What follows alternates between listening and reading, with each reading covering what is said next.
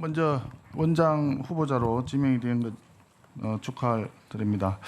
근데 저희들이 자료를 보니까 우리 원장님은 성향이 너무나 친북적이다 하는 이야기들을 여기저기서 많이 하는데 뭐 본인은 부인하시겠죠?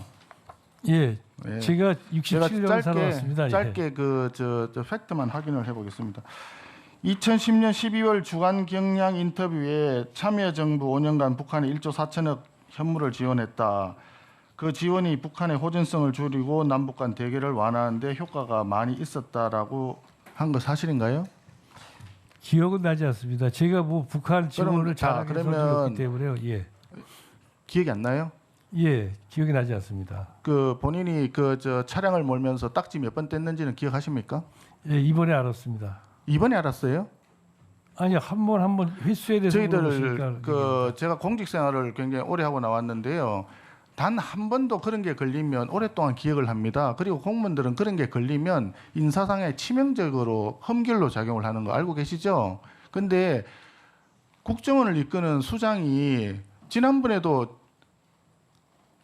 이번에도 그렇고 여러 수십 차례가 걸렸어요. 그런데 그것도 기억을 못하고 이번에 알게 됐다라고 얘기하는 것은 굉장히 뻔뻔하고 무책임한 태도라고 생각합니다. 그런 답변 자세는 국정원을 이끄는 수장으로서의 품격과 자격이 미달이다.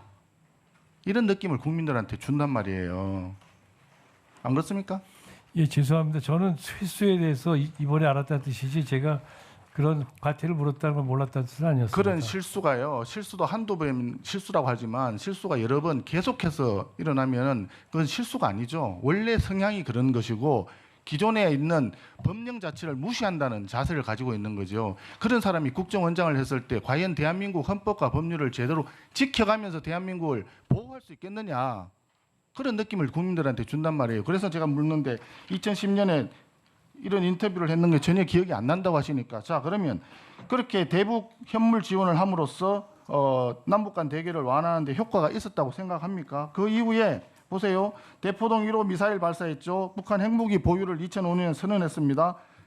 육자회담에서 9.19 공동성명을 채택을 해놓고는 그 다음에 대포동 2호를 발사했고 2006년 10월 9일 날 핵실험을 실시했어요. 효과가 있었습니까? 아니 제가 있었다고 생각하십니까? 짧게 답변하세요. 아니 북한 남북 관계에서 저희들이 지원도 했습니다. 그렇지만 지원 자체가 당연히 효과가 있었죠. 다만 그렇게 안 좋은 그 사건만 쭉 나열해서 말씀하시니까. 자 그러면 다른 거 하나 여쭤볼게요. 2016년 사드가 막대한 국익 손실을 초래할 우려가 있으므로 사드 배치 결정 철회되어야 한다라고 주장했습니다. 이거 사실입니까? 제가 뭐 그렇게 주장했을 거라고 생각됩니다.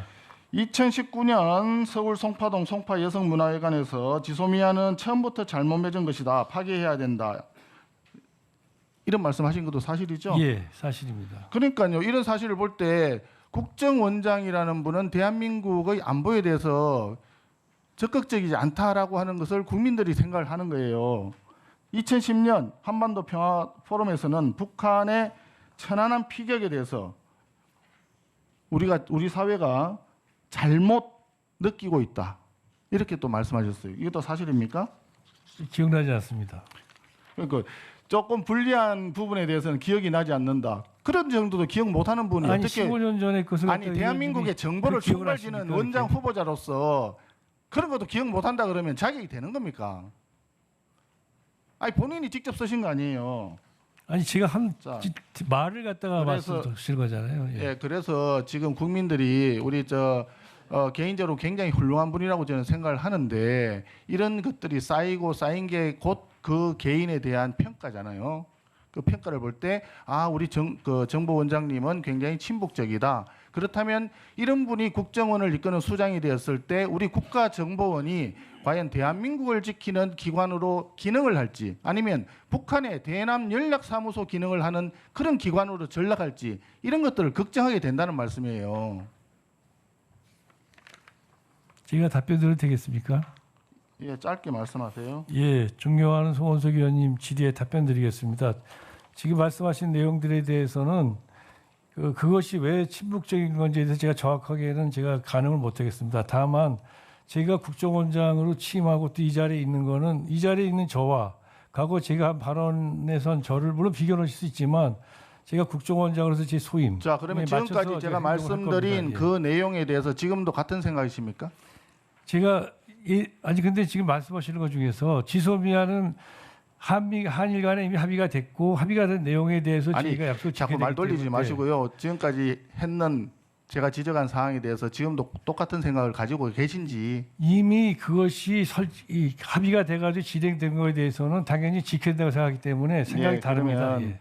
자꾸 회피하시는데 제가 다른 거 하나 여쭤볼게요. 이화영 그 경기도 평화부지사였던 양반이 대법원에서 2025년 6월 5일 징역 7년 8개월, 벌금 2억 5천, 추징금 3억 2,595만 원 유죄가 확정이 됐습니다. 이건 알고 계시죠? 예, 알고 이 있습니다. 대법원의 판결에 대해서는 동의하시는 내용이십니까? 아니면 판결이 잘못됐다고 생각하십니까? 아니, 저는 뭐 그 판결의 자세한 내용은 모르지만 당연히 법원 판결은 존중된다고 생각합니다. 이화영 부지사가 대북 송금을 했다는 사실을 혹시 알고 계셨습니까? 이화영 부지사가 송금을 한 사실을 몰랐고 송금 때문에 그렇게 판결된 것이 아니라 여러 가지 관련된 사건들이 다 합쳐져서 그런 형이 내려졌다고 알고 있습니다. 이화영 부지사하고 굉장히 오랫동안 활동을 같이 하셨어요.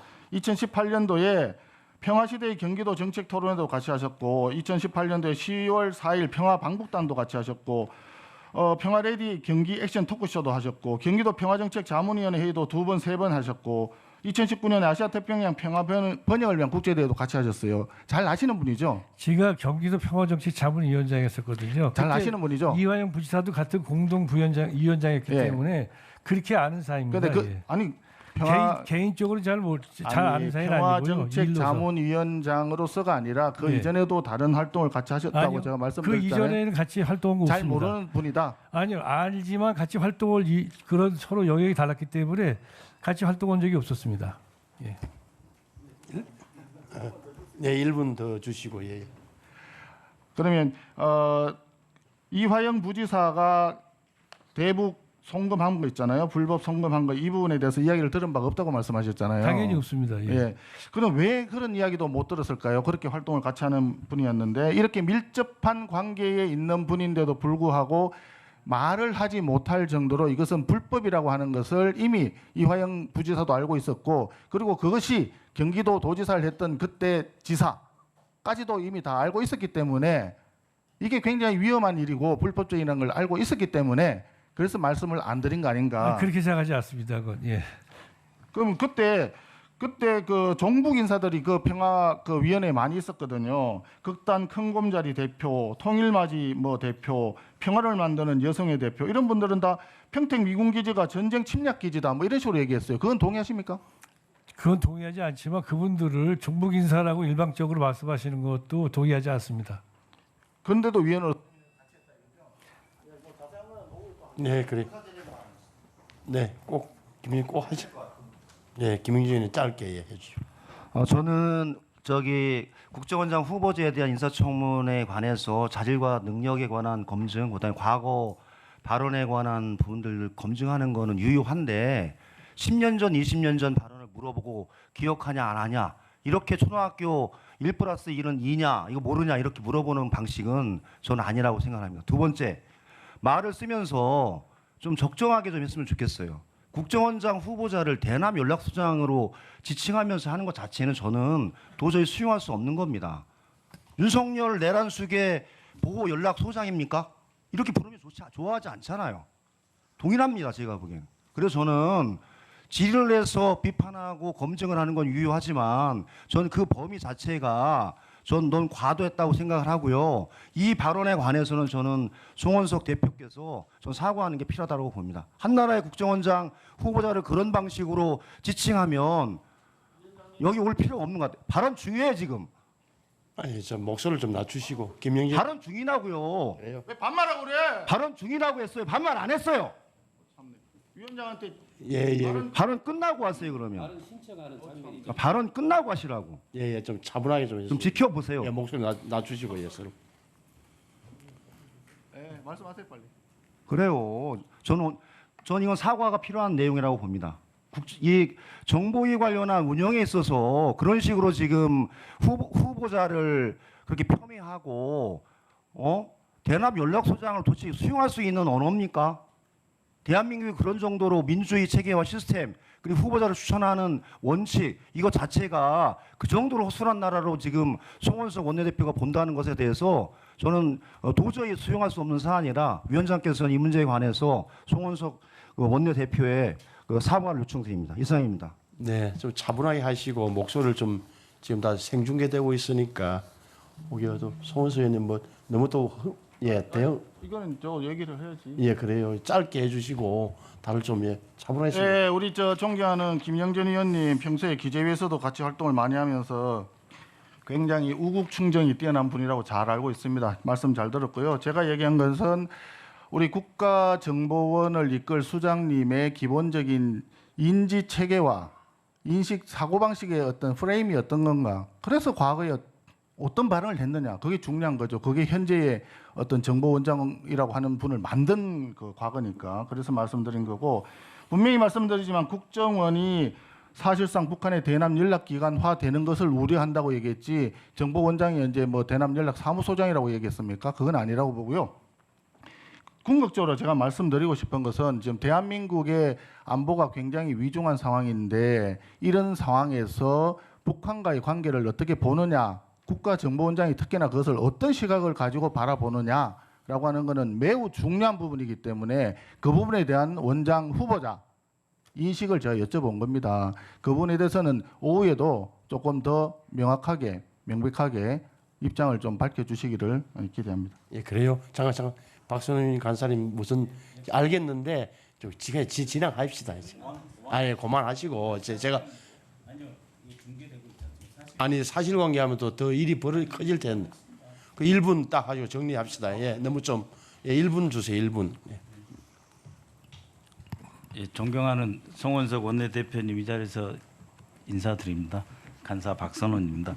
네, 당연히 청문회니까 중요한 질의하시는 것은 저보다 훨씬 다선 의원이시고 하시니까 타당하다고 보는데요. 사실관계는 아니죠. 왜곡시킬 수 있거나 오해를 주시면 안 됩니다. 이화영 사건 관련해서 송금된 적이 없습니다. 근데 마치 송금했다고 말씀하시는데 그렇지 않고요. 그다음에 핵심적으로 필리핀에서 그 이호남이가 와가지고 쌍방울에서 돈 줬다라고 하는데 이호남이 왔다는 증거도 없고 오히려 저는 국정원장께 묻고 싶은데 거기 필리핀에 우리 직원들 국정원 직원들이 있었어요. 있었음에도 불구하고 이호남이가 안 왔다는데 왜 그 거짓 증언을 기초로 했고 없는 사실을 박간사님 잠시만 이렇게 되면 판결문 갖고 와서 1년의 상황이 됐으니까 그만하십시오.